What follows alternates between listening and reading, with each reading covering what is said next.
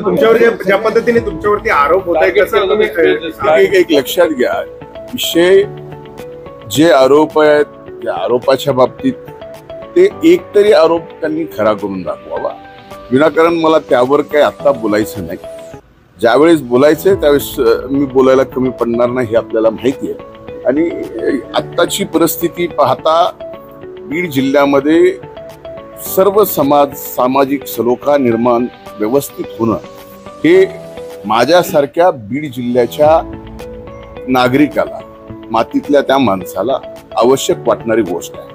आणि माझी एवढीच विनंती आहे सर्वांनाच की ठीक आहे, मला बदनाम करायचंय करा, आणखीन कुणाला बदनाम करायचंय करा, पण कृपा करून माझ्या बीड जिल्ह्याला, बीड जिल्ह्याच्या मातीला द्वादश पंचम स्थान असलेलं 12 ज्योतिर्लिंगापैकी 5वं स्थान हे वैद्यनाथाचं आहे. त्या वैद्यनाथ नगरीला